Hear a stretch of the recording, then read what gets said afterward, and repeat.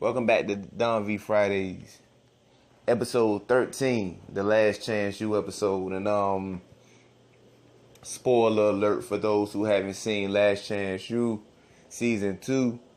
Now, I guess it's kind of hard to say spoiler alert because the shit happened in real life and you can just like Google what happened. But if you, I guess, want to hold your suspense, spoiler alert. But it gonna be a short episode. I ain't gonna hold y'all. Just a review. And I guess my opinion on what went down during season 2. And grab your drinks, your snacks, all that, fudge rounds, oatmeal cakes. Grab all that, lock it up. Let's get through this episode. Don V Fridays.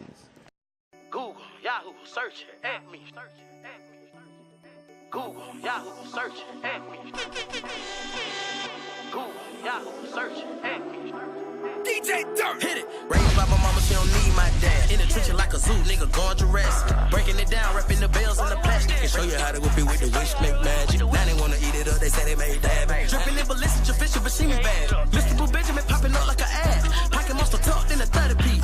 Long way to never be another week. Hey, honey bourbon backwood, fuck, switch sweet. Safari Jumanji day on my motherfucking feet. I'm dropping good crap, make the jam of the week. Now they got the whole wide world on weed. Chopper turn a rapper, still trapping gas bag. I can show you how to find me on a hashtag. Google, Yahoo, search at me. Name a nigga that can out trap me. Why me drop the ticket, Michael Jordan 23? My young nigga done been had body for 23. Shoot your damn kneecap out for 10 do 3. I'm back in fatigue again with them Valentino choppers. I guess about that time of year to go on top shop. Mr. Blue Benjamin got blood on the dollar. All of my money need like a nigga white collar. Long way, Yahoo, search at me. Name a nigga that can out trap me. Google, Yahoo, search at me. Name a nigga that can out trap me. Google, Yahoo, search at me. Name a nigga that can out trap me. Google, Yahoo, search at me. Name a nigga that can out trap me. This right here, the Last Chance U review. Last Chance U, it came out last year, 2016. And basically, they had a camera crew follow and film East Mississippi Community College. They down in, I think, Scuba, Mississippi. And they're one of the top junior colleges for football. They're one of the top junior colleges in the nation as far as putting out talent and getting them SEC offers, Power 5 offers, things of that nature. The young man you see in the image was actually a Virginia Tech player. It was C.J. Reeves. He was a defensive back for Virginia Tech. Got into an issue that I won't go into any details about. You probably could Google this shit. But he got into an issue, got dismissed, ended up going to East Mississippi. And he was featured in the first season and was able to get a transfer and go to Marshall. He'll be playing his senior season at Marshall. He played last year at Marshall, suffered an injury, he had shoulder surgery or something. But should be healthy this year, and God bless Reeves, man. I loved Reeves when he was a Hokie.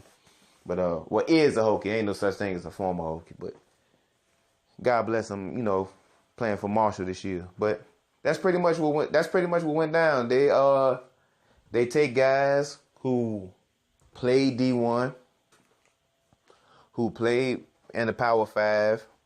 They might run into some trouble, or they might have some trouble with their academics, their schooling.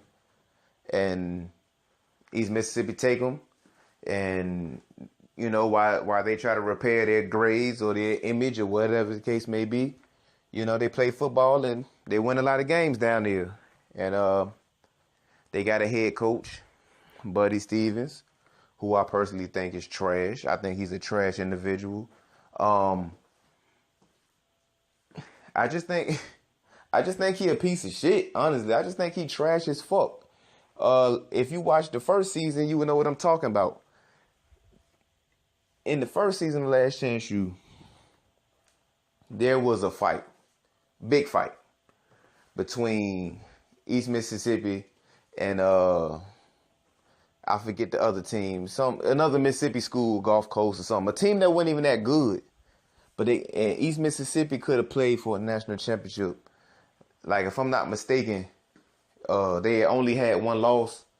They were looking pretty good to, go to the playoffs. And they were a stacked team. Stacked full of talent. And the fight, derailed all that. Instead of seeing why they got into the fight or, what caused the fight or everything that led up to the fight, Buddy Stevens, he called his players street thugs. Y'all acted like a bunch of street thugs and rednecks, because there's white players too. He said, y'all acted like a bunch of street thugs, rednecks. Y'all ain't have to do that, And him being so fucking ignorant and stupid, he didn't even know that one of his own players could have got killed on the football field. Like, it was almost a whole team on him, stomping them and everything. The motherfucker, these guys got cleats on. And he didn't even see that. Or he saw it and didn't care. Either way. Called his football team thugs. Now, you already know, I'm not even going to get into a discussion about race or anything like that. Just when you call your football team, which is mostly African Americans, young African Americans, when you call them street thugs, you pretty much told them what you thought of them. Whether the fight was justified or not, he didn't give a shit. That's just what he saw. And that's just what spilled over. Like, he can say, oh, I was just mad, or I didn't see the tape. Listen, when you see a group of people act out and whatever comes to your mind, whatever words come to you, that's what you thought the whole time.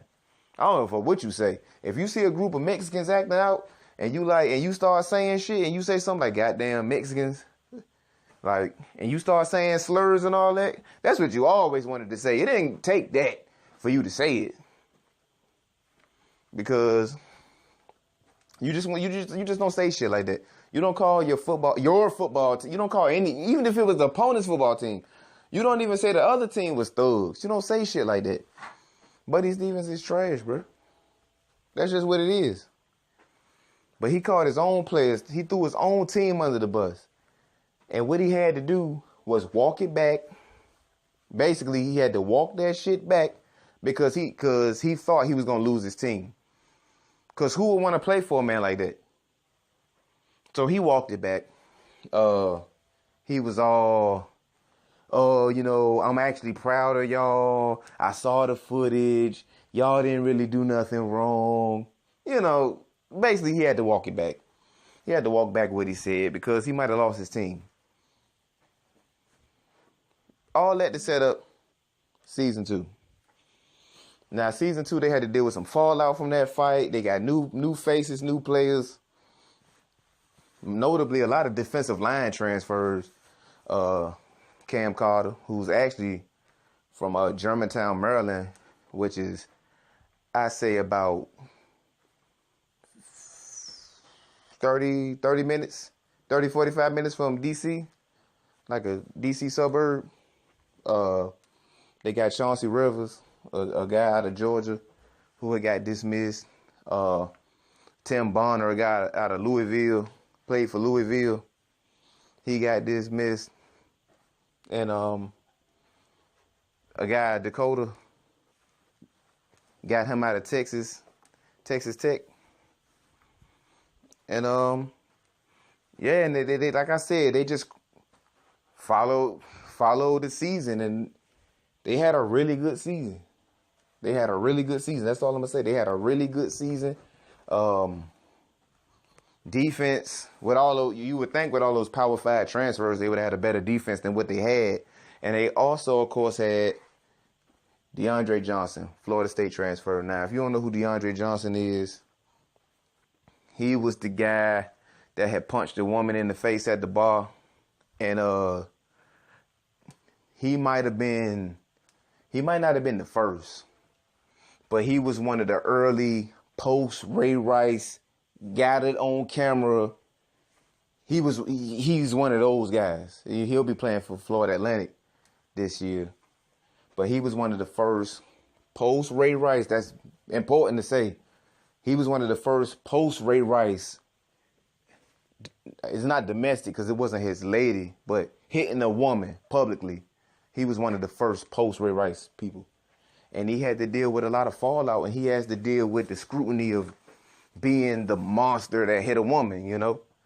So he deals with that, you know, talented player, talented as hell. That's the only reason probably why he was on East Mississippi, because of his talent. But, you know, you got that, and you got all these transfers and everything like that. And basically, if I want to give it a grade or rating for season 1, I would give it an A. And for season 2, I would give it an A-. Great fucking show. Great show. I love that show. The only thing I don't like about that show sometimes, and I don't want to go no like